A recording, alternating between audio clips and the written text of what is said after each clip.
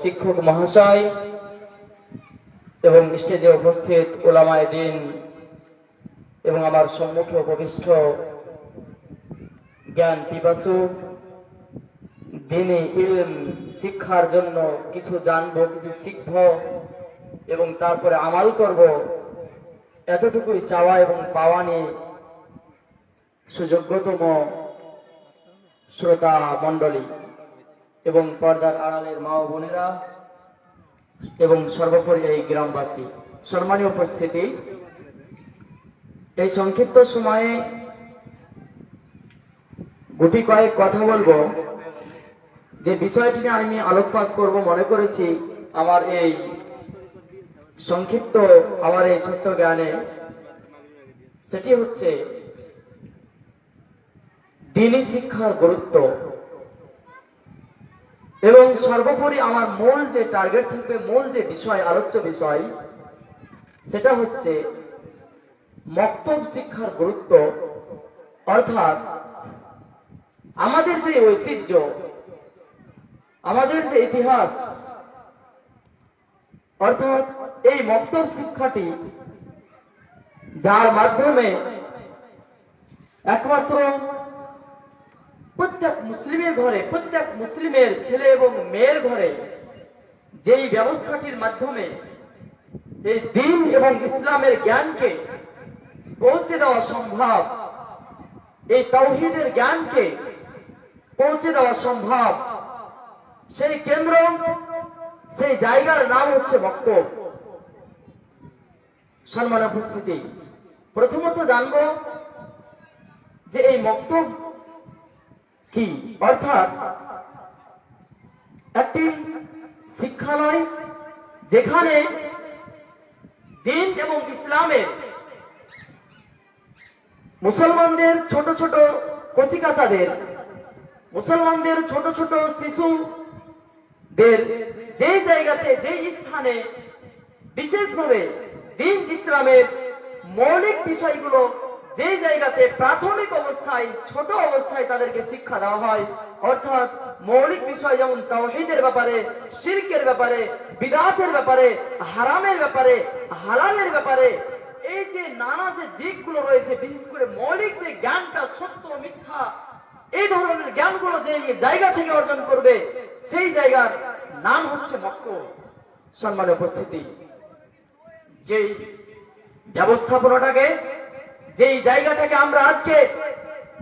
মূল্য দিচ্ছি না বা আমরা গুরুত্ব দিই না, সর্বোপরি আমাদের কথা মনে রাখতে হবে যে আজকে বর্তমান সময়ে যদি আমরা সার্ভে করতে যাই বা যদি আমরা পরিসংখ্যান দেখতে যাই, যে মাত্র 100% মধ্যে 2 থেকে 1% বা তার চাইতেও কম, বিশেষ করে দ্বীনী যে শিক্ষা প্রতিষ্ঠানগুলো রয়েছে, যে মাদ্রাসাগুলো রয়েছে, সেই জায়গাতে আপনার কিনা ইলম অর্জন করার জন্য আমরা মুসলিমেরা আমাদের সন্তান সন্ততিদেরকে সেই জায়গাতে ভর্তি করাই, তাহলে 100-র মধ্যে 1 থেকে 2% অথবা তার চাইতেও কম আমরা এই মাদ্রাসাতে দিই। তাহলে আদার্সে 98% এরা কোথায় শিখবে? এরা দ্বীন ইসলাম কোথায় জানবে? এরা তো আর সেই এই 1-2% যে ছাত্রগুলো রয়েছে, যে শিশুগুলো রয়েছে, এদের মতো তার মাদ্রাসাতে যায় না। তাহলে এরা তো আজকে দিন থেকে বিমুখ হয়ে যাবে। তাই বিকল্প হিসাবে যে পথটি, সেটি হচ্ছে এই মক্তব। অর্থাৎ আমাদেরকে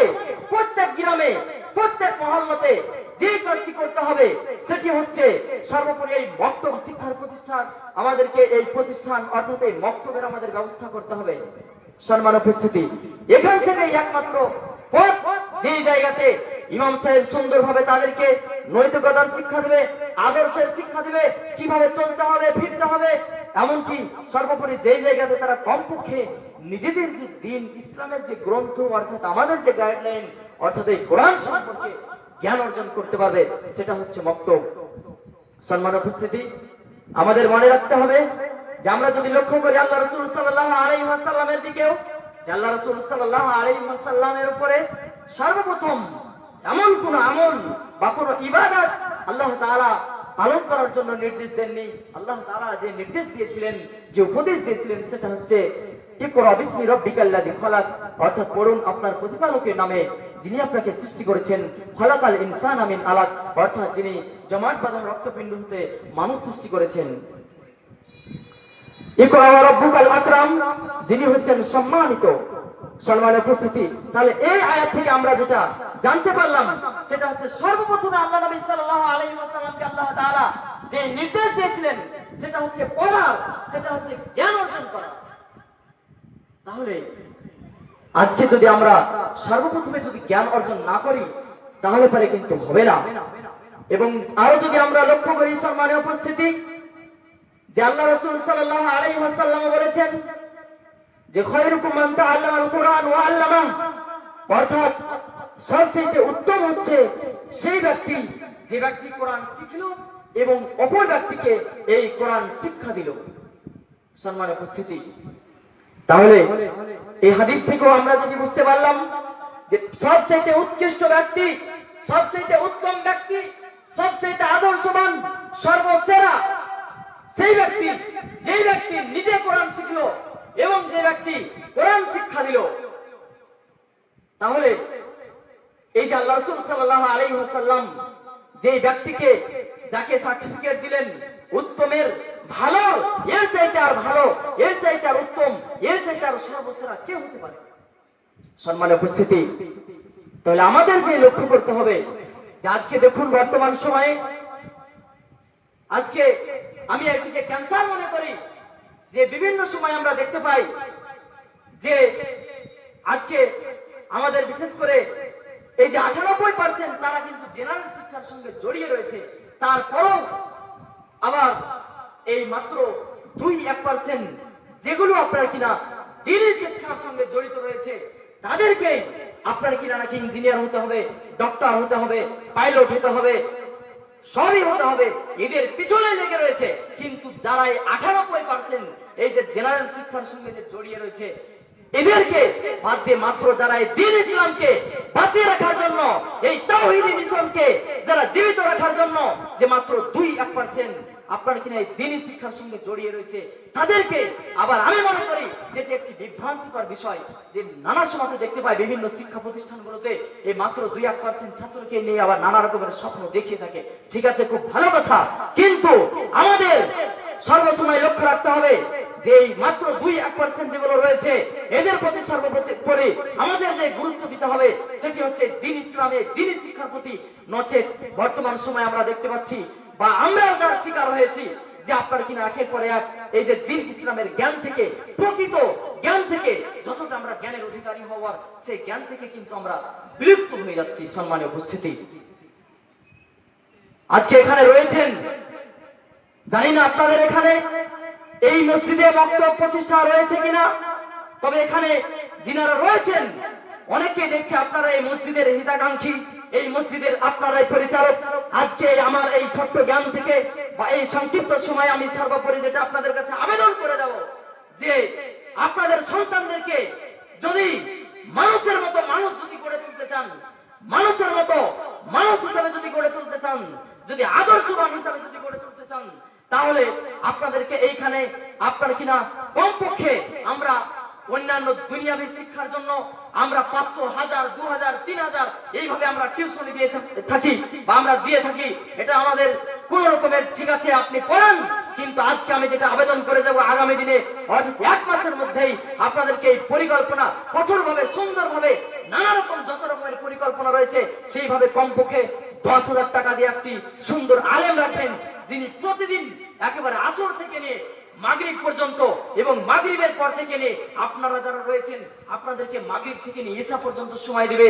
এইরকম ভাবে কমপক্ষে 10 থেকে 15,000 টাকা দিয়ে একজন আলেম রাখুন এবং তার কাছ থেকে আপনারা জ্ঞান অর্জন করুন। এবং আপনারা আজকে যে আমরা দেখতে পাই নানা সময়ে যে আজকে আমাদের মধ্যে তাওহীদের জ্ঞান নেই, আজকে আল্লাহ তাআলা সম্পর্কে আমাদের ভাইরা বা আপনারা আমরা জানি না আল্লাহ তাআলা কোথায় থাকেন, আল্লাহ তাআলা ঘুমায় না কি করে, আল্লাহ তাআলা কি করেন এবং আল্লাহ তাআলা কোথায় অবস্থান করেন, এই সব বিষয়গুলো নিয়ে আজকে বিভ্রান্তিকর। এবং তারপরে যখন আপনার সন্তান যখন ডক্টর হবে, মাস্টার হবে, ইঞ্জিনিয়ার হবে, নানা রকমের সায়েন্স পড়বে, দর্শন পড়বে, তখন যখন আপনার সন্তান সেই জায়গাতে অবস্থান করবে তখন কিন্তু আপনার সন্তান আর এই দ্বীন ইসলাম থেকে বেরিয়ে যাওয়ার সম্ভাবনা থাকবে না। অর্থাৎ আপনার সন্তান যখন এই মক্তব থেকে যখন শিক্ষা গ্রহণ করবে, আপনার সন্তান যখন প্রাথমিক অবস্থায় তার ব্রেনটা যখন, তার মস্তিষ্ক যখন খালি থাকবে যে তাওহীদ সম্পর্কে, অর্থাৎ একত্ববাদ সম্পর্কে, যে আল্লাহ তাআলা আরশের উপরে অবস্থান করেন, আল্লাহ তাআলা আরশ আজিমে থাকেন এবং আল্লাহ তাআলা আপনার কিনা যে একজন বান্দা অর্থাৎ সর্বশ্রেষ্ঠ রাসূল, তিনারই আমাদেরকে অনুসরণ করে চলতে হবে নবী মুহাম্মদ সাল্লাল্লাহু আলাইহি সাল্লামের। এবং নবী মুহাম্মদ সাল্লাল্লাহু আলাইহি সাল্লামের আদর্শ সম্পর্কে যখন জ্ঞান অর্জন করবে, সত্য কথা বলতে হয়, মিথ্যা বলতে হয় না, সুদ খেতে হয় না, ঘুষ থেকে বেঁচে থাকতে হয়। যখন আপনার সন্তান কোন একটি চাকরি বাকরিতে যাবে, কোন একটি অফিস আদালতে যাবে, তখন আপনার সন্তানের সেই জায়গাতে আপনার কিনা কাজ করবে এই মক্তবে যে শিক্ষাটি গ্রহণ করেছিল, যে ইমাম সাহেব শিখিয়েছিল যে ঘুষ খাওয়া হারাম, অর্থাৎ সেই আপনার কিনা সেই জ্ঞানটি সেই জায়গায় কাজে লাগবে, তখন তার ঈমানটি সেখানে দূরীভূত হবে না, সে গুনাহের সঙ্গে জড়িয়ে যাবে না এইভাবে। এবং যখন আপনার সন্তান আপনার কিনা দর্শন নিয়ে পড়বে, তখন আপনার সন্তানের দ্বীন ইসলাম থেকে বেরিয়ে যাওয়ার সম্ভাবনা থাকবে না, আপনার সন্তান নাস্তিকতা হয়ে যাওয়ার সম্ভাবনা থাকবে না। তাহলে এই জ্ঞান সর্বোপরি আপনার সন্তানকে আপনার কিনা এই জন্য যে শিক্ষাটি আমরা পাবো সেটা হচ্ছে মক্তব থেকে। তা আমাদের বিল্ডিং ইত্যাদি নানা রকমের, আমি এখানে সেই কথাটি বলতে চাই একই সুরে সুর মিলিয়ে, শেখ আব্দুর রাজ্জাক বিন ইউসুফের যোগ্যতম সন্তান শেখ আব্দুল্লাহ মাদানী সাহেবের সেই আপনার কিনা বাক্য, তিনি যে কথাটি বলেছেন যে প্রয়োজন হলে মসজিদের পান্থা বিক্রি করতে হবে, প্রয়োজন হলে মসজিদের টাইলস বিক্রি করতে হবে, প্রয়োজন হলে মসজিদের এসি বিক্রি করতে হবে, করে মসজিদে আপনার কিনা দ্বীনি শিক্ষার ব্যবস্থা করতে হবে, এই বক্তব্য শিক্ষার ব্যবস্থা করতে হবে, যেই শিক্ষা থেকে আপনার কিনা প্রাথমিক ভাবে সেই জায়গা থেকেই নৈতিকতা, দ্বীন ইসলাম শিক্ষা সম্পর্কে আমাদের ছোট ছোট ভাইরা, ছোট ছোট বোনেরা, আপনাদের সন্তানেরা যেই জায়গা থেকে প্রাথমিক অবস্থাতে যেই জায়গা থেকে দ্বীন ইসলাম সম্পর্কে জ্ঞান অর্জন করবে এবং প্রকৃত অর্থে সেখান থেকেই সে একজন মানুষ হিসাবে আপনার কিনা গড়ে উঠবে। আমিও একই কথাই বলতে চাই আজকেই, আসুন আমরা প্রত্যেক মহল্লায় যেখানে হয়তো মসজিদ নেই, একজন আলেমকে আপনি ডাকুন তাকে আপনার কিনা 10,000 15,000 টাকা দিয়ে তার কাছে একটি সময় নেন, কোন একটি বৈঠকে, কোন একটি মহল্লায় সপ্তাহে দ্বীন ইসলামের তালিমি শিক্ষার দার্সের ব্যবস্থা করুন। এইভাবে যদি আমরা এই কাজকর্মগুলো, এই কর্মকাণ্ডগুলো, এই আপনার কিনা এই দাওয়াতি সভাগুলো যদি আমরা আজকে না রাখি, তাহলে আল্লাহ তাআলা যে বলেছেন যে ওমা খালাকতুল জিন্না ওয়াল ইনসা ইল্লা লিয়াবুদুন, অর্থাৎ আমি জিন এবং এই মানুষ এবং জিনকে আমি সৃষ্টি করেছি একমাত্র শুধুমাত্র আমার ইবাদত করার জন্য। এই যে এই মিশন, এই শিক্ষা যে আমরা যেখান থেকে পাবো সেটা হচ্ছে মক্তব থেকে। এবং আমার পূর্বে যে ভাই বক্তব্য ছিলেন যে আমরা নির্যাতিত কেন, আজকে যে আমরা এই দ্বীন ইসলাম থেকে বেরিয়ে গেছি, আমরা তাওহীদ থেকে বেরিয়ে গেছি, সর্বশেষে এটাই বলতে চাই যে আমাদের মনে রাখতে হবে আমাদের যে ঐতিহ্য। একসময় মুর্শিদাবাদের যে হাজারদারি রয়েছে, সেখানে দেখে আসবেন যে কাকড়া মসজিদে দেখবেন ছোট ছোট ভাবে আপনার কিনা জায়গাগুলো করা রয়েছে, সেইখানে যে থাকতো সেইখানে মক্তব অর্থাৎ মক্তব প্রতিষ্ঠা ছিল সেই নবাবদের আমলে, সেখানে দ্বীনি তালিমের ব্যবস্থা হতো। এবং আরো যে 900 বছর যে আমরা মুসলমানেরা যে রাজত্ব করেছি, আরো যদি আমরা লক্ষ্য করবেন বিভিন্ন যে ঐতিহাসিক জায়গাগুলো রয়েছে, সেইগুলোতে ছোট ছোট করে আপনার কিনা প্রায় সব জায়গাতে এই দ্বীনি শিক্ষার অর্থাৎ তালিমের দ্বীনি ইসলাম শিক্ষার ব্যবস্থা ছিল। অর্থাৎ মুসলমানেরা আমরা যদি আবারও আমাদের দ্বীন ইসলামের প্রতি ফিরে আসি, আল্লাহ তাআলার দ্বীনকে যদি আঁকড়ে ধরি, আবার আমরা আমাদের ঐতিহ্য ফিরে পাবো। পরিশেষটাই বলতে চাই, আমরা আমাদের এই যে ক্ষমতাচ্যুত হবে গোলাম কবে থেকে, আমার ভাই বলছিলেন শিরকের সঙ্গে যেদিন মুসলমানেরা আল্লাহ তাআলার সঙ্গে শিরক করে বসলো, যেদিন মুসলমানেরা বেদাত করে বসলো, যেদিন মুসলমানেরা গাছতলাতে যেতে শিখলো, যেদিন মুসলমানেরা বাসতলাতে যেতে শিখলো, যেদিন মুসলমানেরা তাবিজ কবুজ ইত্যাদি নবী মুহাম্মদ সাল্লাল্লাহু আলাইহি ওয়াসাল্লামের আদর্শকে ছেড়ে দিয়ে এই আদর্শকে বৃদ্ধ আদর্শ মনে করে নবী মুহাম্মদ সাল্লাল্লাহু আলাইহি ওয়াসাল্লামের আদর্শকে বৃদ্ধাঙ্গুল দেখিয়ে যেদিন মুসলমানেরা দ্বীন ইসলামের পথ থেকে বেরিয়ে আসলো, সেই দিন থেকে মুসলমানেরা লাঞ্ছিত অপমানিত হলো। আজও আমরা মাথা উঁচু করে দাঁড়াতে পারবো। আসুন আমরা আমাদের নবী মুহাম্মদ সাল্লাল্লাহু আলাইহি ওয়াসাল্লামের আদর্শকে, আমরা আমাদের নবী মুহাম্মদ সাল্লাল্লাহু আলাইহি ওয়াসাল্লামের তিনার যে আদর্শ, তার আদর্শে আমরা আদর্শিত হই। এবং পরিশেষটাই বলবো, হে রব্বুল আলামিন আমাদের প্রত্যেককে এই মক্তব শিক্ষার অর্থাৎ দ্বীনি শিক্ষার অর্থাৎ আমাদের উপরে যে প্রত্যেক মুসলিম নর এবং নারীর উপরে যে তলাবুল ইলমে ফরিজাতুন আলা কুল্লি মুসলিম, যে দ্বীনি শিক্ষা যে আমাদের উপর ফরজ করা হয়েছে, প্রাথমিকভাবে আপনাকে আলেম করতে হবে না আপনার সন্তানকে। তবে আজকে যেটা আমি